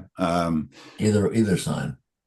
Okay. In black and white, I addressed, Kara or Caitlin rather has brought up the color and the life of the wharf. Is there any Caitlin, you're applying for black and white at the moment, correct? We are applying for black and white, but I was hoping maybe there could be maybe a reconsideration if the color applied for previously was more appealing than the black and white. Obviously, I know you guys voted against it. I was just, stating an alternative solution. Yeah. Okay. Kevin, do you have any comments on any of the above? Well, I have a general comment regarding some of the photographs, and that is that I don't think any of those reverse colored doors were ever applied for, and they certainly, they don't fall under our jurisdiction. They do under the HDC, and I'd encourage them to take a look at that. I think that totally disturbs the streetscape. Yes, it adds color, but that's at somebody else's discretion. I'm not in favor of the logo type. I understand they've gotten it down in small. I still don't think it feels like it's the character of the island. I understand that that's probably going to go through. I think the black and white is that particular sort of teal or bluish, Robin said blue, I guess. I think there could be a better attempt at that. I think some color would be better than white, maybe even a linen or a bluish gray of some kind. But I think that blue is a little too intense for me. It reminds me of Tiffany. Kevin, just throwing it out there, if there was reversed, just as a question of consideration, white instead of black lettering, the blue with the white background. Yeah, I could see that. I could see that. Other than that, I'm disappointed that it's that sans serif font. I think that's going to come back and be part of things we're going to have to deal with in the future. So I'm opposed for it for that reason. So it's up to you, Mr. Chair. Okay. I think the 15% rule is there for a reason, whether we like it or not. So I think that increasing the size of the sign helped you get into compliance with that, Caitlin. So I appreciate where you're coming from, Kevin. It's certainly not traditional font, but we at least have a leg to stand on with respect to, we're not ignoring the precedent. It does follow the 15% rule. I personally, and I'm not trying to design it for you, Caitlin, I like the idea of the color too. And I think that to address just the sort of vibrancy concern, having perhaps the black lettering and border replaced with the blue would be a way to, mix both of your requests, which would be soft yet. Paul, do you have any comments on that? No. Okay. Caitlin, do you feel that's something that you'd want to present, or do you want to, we can motion on this as a black and white sign, or if you want to propose a change? So unfortunately, they do want to stick with this black and white. We went through several different options, and this is what they're happy with. Okay. So for the sake of then reviewing this application as it is, do we have a motion for we'll start with the wall sign, move on to the projecting sign next. The wall sign, do we have a motion for this? I move approval. Okay. In black and white. In black and white. Kevin, you're not likely to second that, am I right? I'll second it. You'll second it. Okay, thanks for saying. Now, Kevin, are you in favor of it? No, I'm not. Okay. Paul, are you in favor of it? Yes. Okay. And I will vote in favor of it. So we will recommend approval, although not unanimously. And so we have the projecting sign, which I think the concern there was, generally speaking, we've got looks like the logo is under 15%. The coloration's been changed. Any comments on this that Kevin, you want to make, or Paul? I move approval. Second. Okay. Kevin, are you in favor? Yes. Okay. Paul, are you in favor? Yes. I am as well. We'll put that down as unanimously recommended for approval. Okay. Thank you very much. Thanks, Kaylin. We're back to the land bank, Sconset Trust. And we'll start there. So there's the freestanding public park rules signs. Is anybody on the call for this? I am Claire O'Connor from the Land Bank. Hi, Claire. Okay. Let's see. The minutes from the last one. Thank you. I think generally the concerns were, as we were pointing out to the Linda Loring Association, just freestanding signage being discouraged and public information signage being the only real avenue towards approval or recommendation for approval. Have you made any changes, Claire? I removed the logos from the signs. I removed the freestanding element on the 31B New Street location, which is owned by the Sconset Trust. The sign would be on a backer board, and it would be placed on the post of that tall fence poster. Okay. And that those were the changes discussed in the previous meeting. So I hope it satisfies it. Okay, so let's review this one first then. Paul and then Kevin, comments on this? Yeah, I'm not sure. Can we see a picture of what it's going to look like? It's showing right That's what's there. on the screen now. This is it. That's it. Mr. Chair, let me just, Yes, so okay. Paul, where it says X, that was the one that was previously showed at the last meeting. And then this is the one that Claire would submit. That helps. Right, we've asked for the removal of logos, along with when we get to the other. Okay. Obviously, there's a lot of information there that you have to walk up to it to read it. But if it complies, I don't have a problem with it. I think, well, I don't know. Refresh my memory. How big is it? Sorry, I don't have it off the top. 14 by 17 and a half. 17 by 14. And the surround, that's the old application, so that doesn't exist anymore. There will be no surround. It will just be on a cedar backer board with a slight bevel. Nothing decorative, just simple to keep it in place. So, just through you, Mr. Chair, Yes, to declare that if they were to approve it today, recommend for approval, you'd have to update the application. All right. I don't have any other questions. All right. Thanks, Kevin. I think it's come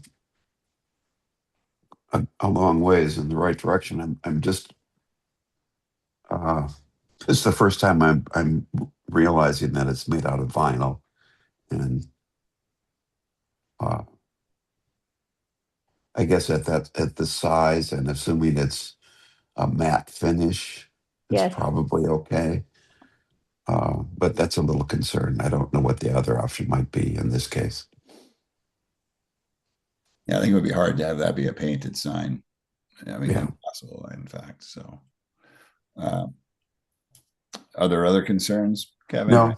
No. Yeah, I think this is the right direction. I appreciate that, Claire. I think you've done the things that we've asked you to do as far as making it approvable.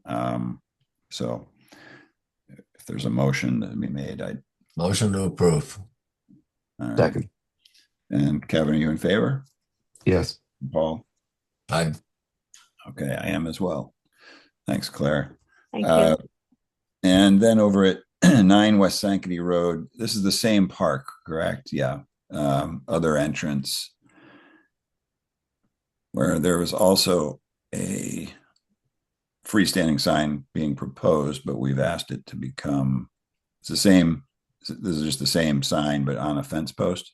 Am I right? Correct. Yes. And it's more internal at this point, right? Yes. It's actually kind of within the same location, but it is internal in the park. So it would be two lengths of split rail, which is what, 20 feet into the park. I think they're 10 feet. Mm-hmm. And it would just be on that second post. Okay. Not a new post that's bringing it up higher, just on the post. No. Yeah. Okay. All right. Thanks for that. Kevin, any thoughts? Motion to approve. Okay. That's a thought. Second. Paul? Second. All right. Paul, you in favor? Aye.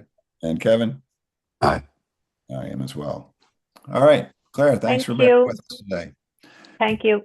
Welcome. Thanks, Claire. All right. And we are back to Kara and Kara. Yeah, Mr. Chair, so Kara Marquis is on the boat, I believe, right? Okay. Or maybe waiting in line. I'm on the. All right. She's here. Great. Hi. Okay. So the question of the master sign plan has come up. Now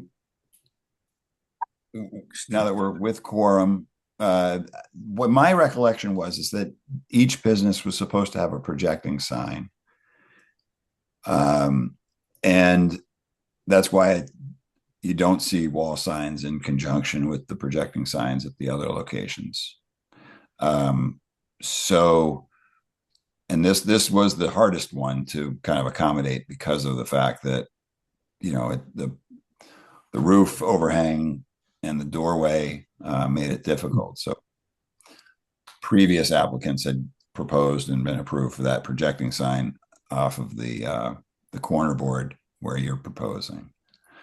So, Mr. Chair, just real yes. quickly, I noticed Kara said she was able to maybe find the master sign plan.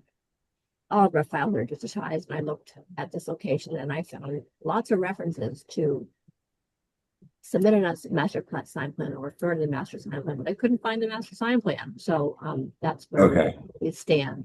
Just so you all know, but wait if she find it. And give it to me so I can scan it. If I could just say, speak upon what you just mentioned, all the shops were supposed to have a projecting sign, and that's why when Commonwealth was there, she had the one on the side. The reason I was wanting the front sign specifically on the roof awning was because you can't really see that projecting sign from the main Water Street Road to get visibility to my store. Where something on the front, as people come down, they can see the signage on the front of the store more. Where the other one it's blocked, you can't really see it from the street. Okay. That's understandable. And I'm trying to figure out if there has to be a master sign plan somewhere, Kathy. It's old. I know it's one of the first ones ever, but it might be hard to find it. I couldn't find it. Is there a sign application in the file for the 12 Oak Street? I mean, I think I downloaded the digital file and sent it to Kara, I think, did I? Okay. Like I said, there was lots of sign approvals in the past, and with reference to a master sign plan, but I couldn't find the master sign plan.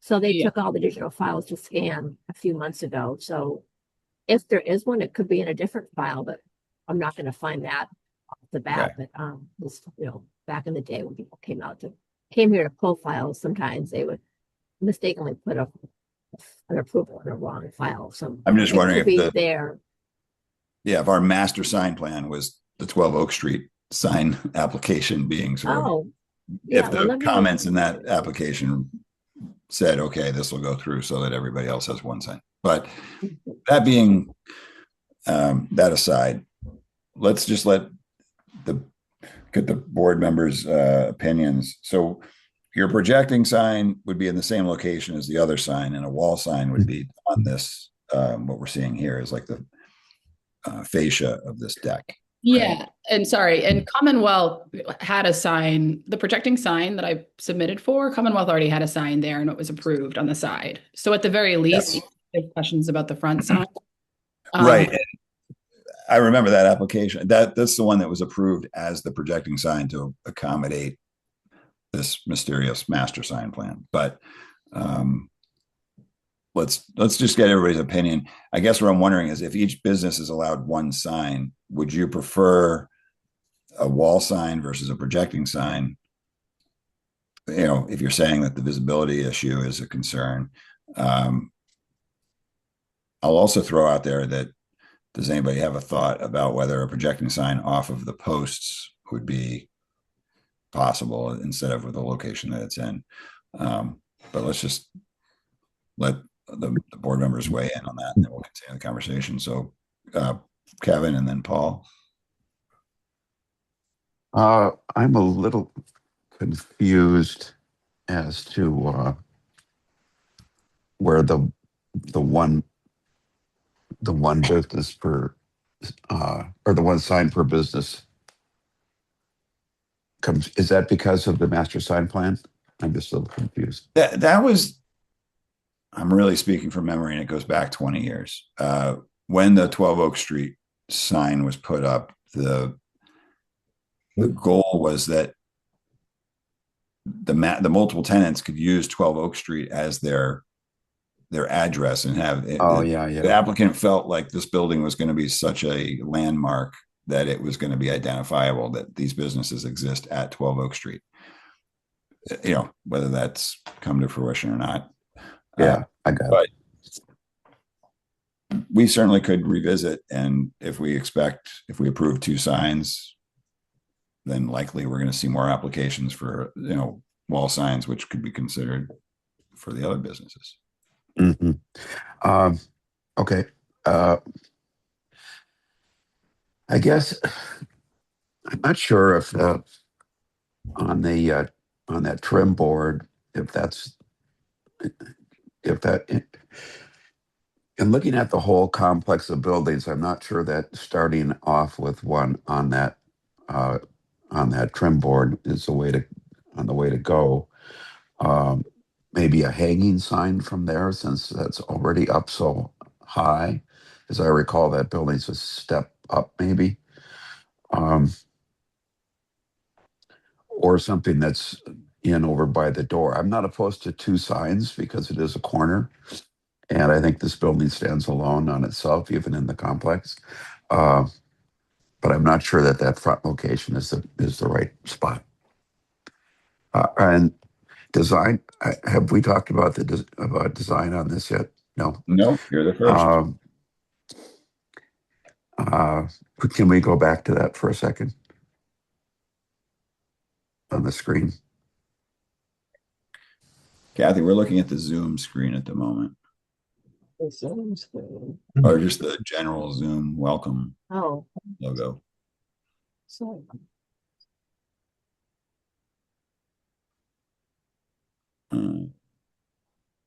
now we're seeing meeting information.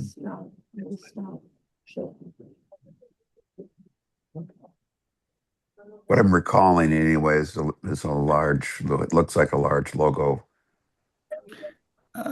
On the projecting sign, yes. The wall sign, if that's what we're reviewing right now, is just the lettering Kara Norman, which is serifed. Yeah, okay. I don't have any concerns with that. It's just I'd be curious what everybody else thinks of where that should go. Is that black and white then? Yeah, it's black and white. Okay. It's all white with black letters. Gotcha. And does it have a black border, or is it a white, just beveled border? White. It has like a thin black border in on the inside corner there. And Gotcha. Yeah. Okay. All right. Paul, do you have any thoughts? Yeah, if we're only going to have one sign on the front of the building, I think the projecting sign is the one that's appropriate. This sign on the front trim really isn't very visible, and it's not consistent with the others. Yeah, the others don't have such a sign. Mm-hmm. if you're driving down, it's a one-way street. If you're driving down the street, you're not going to see that. But I think the one on the corner is most appropriate. Mr. Chair, Kathy? earlier Kara sent me this. Okay. As an I'm sorry, option. what did you say? Got it. So when we get to the projecting sign, we'll look at that. Yeah. All right. Okay. Okay. So the question before us then is if we're sticking with one sign, which is what all the other businesses on this building have, or do we, for lack of being able to find this master sign plan, say that we're going to review it where two signs are appropriate? This is an interesting one. Well, I think Kevin's point is that it's a corner building, which I think is not necessarily part of the master sign plan, but it's consistent with our guidelines. That is true. So in that case, then for the location of a wall sign, we do put quarter boards on fascias. I don't know that would be completely inappropriate in my opinion, but is it, Kara Marquis, is this the same height as the fascia? Does it take up every bit of the fascia? Do you know, as far as the height of the sign? I'm not sure. We'd have to measure, but I think either a quarter board or if it was hanging below that would be good. I do think that as a two-story building on the corner, this building is very separate from the other building. It's connected, but it looks separate. Mm-hmm. I think an exception for two signs, so she can have one on the side too. Okay. And does anybody have a concern about the location? Just looking at it, it's centered, but the posts aren't centered. Is that what I'm seeing? Right. The posts are not centered. Right. You've got that light in the way. And I assume that the window, the storefront window is centered on the posts, if I'm guessing the way that the architect would have done that. But does anybody have a concern, if just not assuming this is approved, but if it went through, that left to right, is it in the right position, being a little bit askew of that post? I guess the question is, where's the door? The door's to the right. Yeah, the door's not centered with the building. Right. The door is kind of like directly. Okay. I don't mind it being, as shown. Okay. I am with the sign being on a fascia like that. I am concerned that it's that the white is just very harsh, and that building is kind of muted back. You can see on the sign on the 12 Oak. I'd encourage a little, even if it's a linen color, or I think the harsh black and white is a little too stark for this building. I mean, the trim is the windows and stuff is pushed back, so I don't mind the location, but I'm not okay with the black and white. Understand it's approvable, but yeah, no, that makes sense. Paul, do you have any thoughts on that? I would rather see a muted color, light color, light gray or light green, because the windows are green. But would the linen work as far as, well, Kara, would one of you like to? Yeah. If you move it, Yeah. So you're saying you feel like the white is too bright against the gray building? It jump out. Yeah. So the colors, the black and white, the white is definitely part of my brand. Wendy, I sent another picture over with another building shot. Wendy has a white sign at Barnaby. There's some color to it, but she has a white sign, and it's a projecting white sign. And then if I could just speak upon, I think, I understand kind of just figuring out the front sign, getting approval for that. And for me, it's all about the visibility from the other street versus this projecting sign really only has visibility from one side. But I think it would be great to get both approved, obviously, today. But if I needed to just get one approved and still work on the other, I would at least want to start working on the projecting sign if that was more approvable today versus the front sign, so not to delay both signs. Okay, well, I think that if we're just talking about color, that's something that can be recommended for approval at this time. If it's I'm not sure what other things would hold up either with these applications at the moment. But do you guys have a feeling? We've kind of gone round and around. Gary, I think that the concern is on color. If you felt like,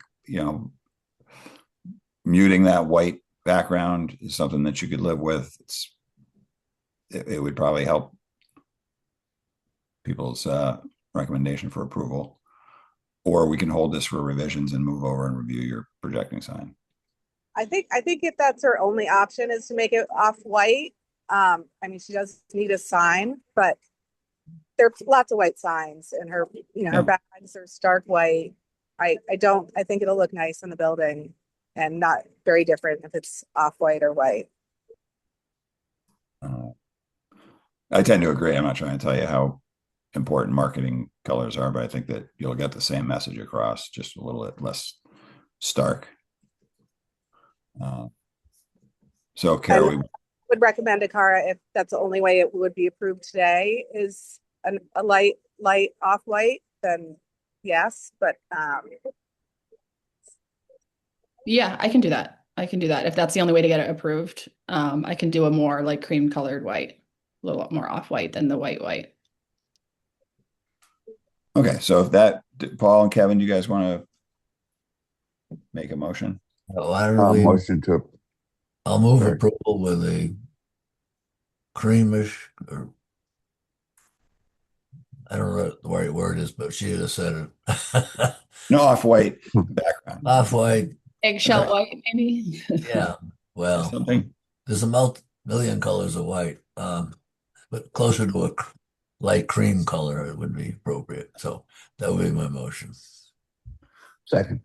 All right, we're leaving some flexibility for you there.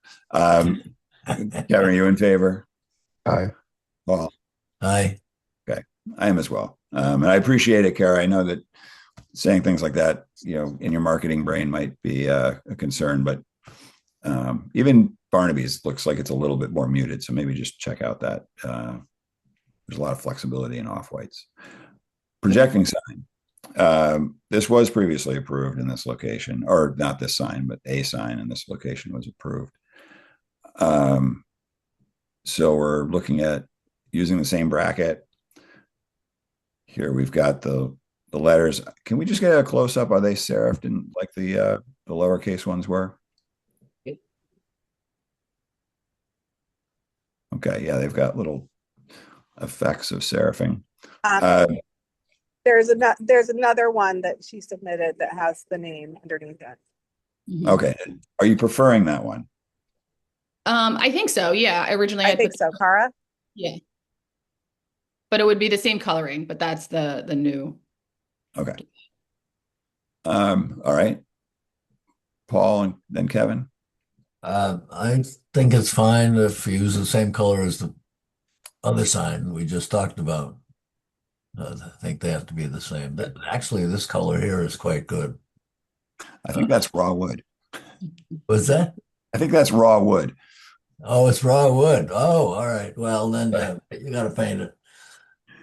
So I would move approval. Well, those are my comments. All right, Kevin.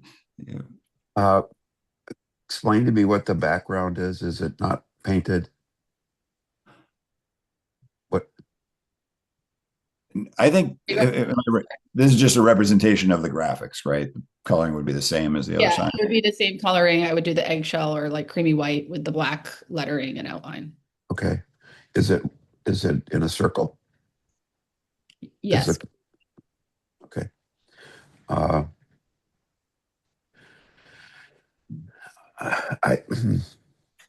I think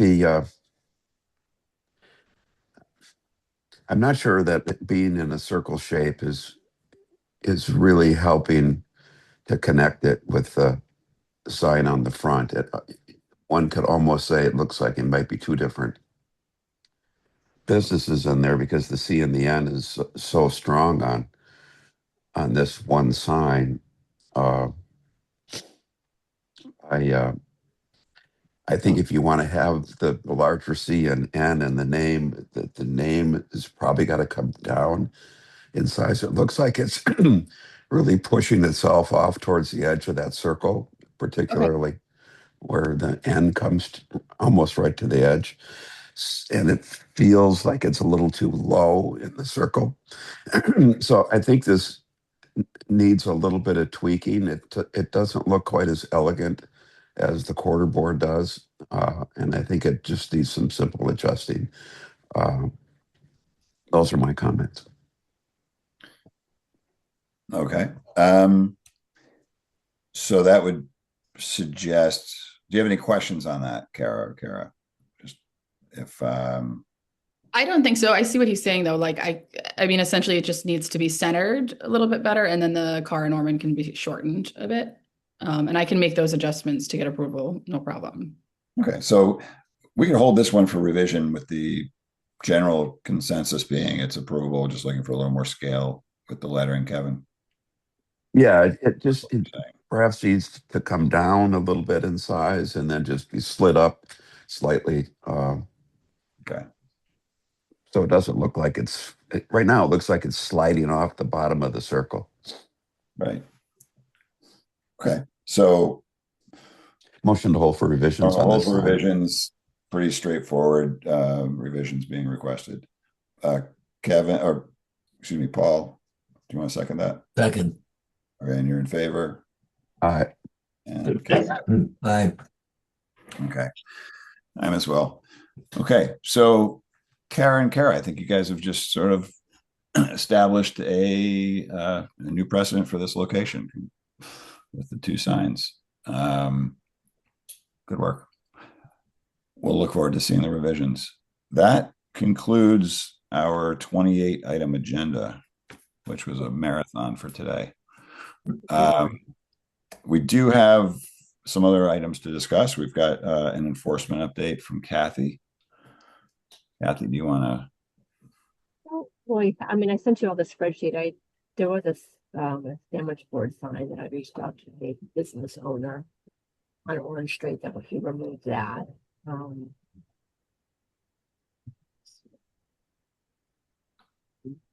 Okay. Does anybody have any questions on the spreadsheet that was sent out, or do you want to? I don't have any questions, no. Okay. Oh, you know, I did want to ask Paul. The sign, the metal sign, what we think is a metal sign, I'm pretty sure it is because I drove by on South Water Street. Do you remember where was that location? Next to Cape Cod 5 before, was that shoe store in that little block of stores? I vaguely remember when I was here before. I don't know. I've seen it other places though. It's the same. It's a Right. Mashpee. Yeah, well, because before I reach out to the director from NIR, I wanted to find out where it was before so that I can have some kind of a conversation with him. But I vaguely remember it being on the corner of Main Street, right in that little complex that Cape Cod 5 Bank is. Does that ring a bell? It's a Zero Main, I think. Yeah, in that little area. Yeah. I thought that I don't recall shoe store was in I don't there. recall it being in there. Oh, okay. It could be hallucinating.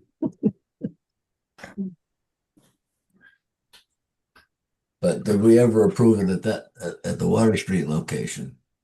I don't I think. couldn't, right, again, so that kind of leads me up to my next, other business. I couldn't find it in the digital files, so that's why I was wondering. Might be a reason for that. Well, no, but I remember it being approved before when we started doing the Zoom meetings during the pandemic. I just wanted to find that approval and say, hey, you had approved this and now it's a different material. So that's why I asked if you could jog your memory on that. Okay. Well, I guess we'll just, if anybody does remember, shoot an email to me. I'll forward it over to Kathy. And Yeah. okay. Well, thanks, Kathy. Any other questions about enforcement that aren't specific to things we can't talk about that aren't on the agenda? Okay. Discussion of weekly meetings. Kathy asked, because with 28 items, that's a lengthy agenda. Should we go to a weekly meeting rather than bi-weekly until we get through the wave? It's all right. Yeah, and yeah, because I remember, because when I was here before, you met anywhere between March and April, till about, depending on the sign dropped off, like the fall, August, September, October. Why don't we try after the 28th to go weekly and see what happens there, right? That's sort of the next one. Yeah. So you want to do May 5th will be the one afterwards. Is that okay? Starting weekly after the 28th. See what happens. Okay. You okay with that, Kevin, Paul? Yeah. Yeah. It's better than having this many items. Yeah.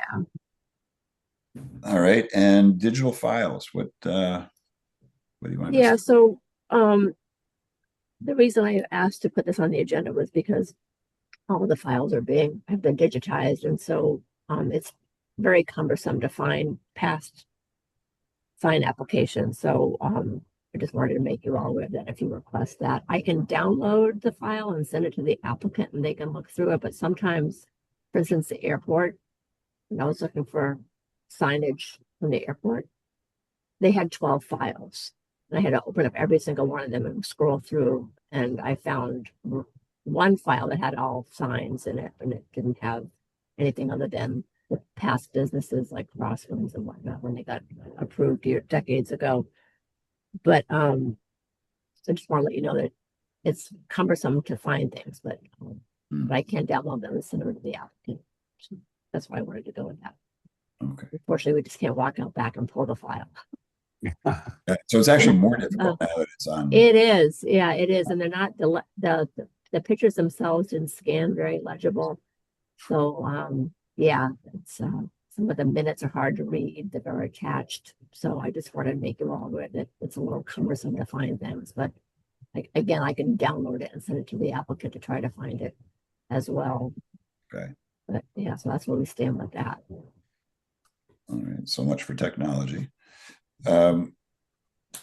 Okay. Any questions or comments on that, Paul, Kevin? No. Okay. We have a meeting on April 28th. That's our next meeting. Yes. I apologize for not connecting earlier today. I'm not sure. I guess I didn't think we had a meeting. My fault. My fault. Thank you for reaching out. Yeah, thanks for. Yeah, I have to apologize as well. We were away. We just got back. Thank you guys for getting on. It was getting a little awkward there. Where Mark and Ben had to leave right around 10, and we had another 10 people still in the waiting room to be heard. Yeah. So thank you guys. Really appreciate that you all rose to the occasion. So cool. Well, let's adjourn this meeting, shall we? Anybody want to make a motion? All right. Kevin, you're in favor? Aye. Paul? Aye. Okay, thanks, 2 guys. hours, 2 hours Thank and you. 10 minutes. Thank you, guys. Bye. All right. Thank you.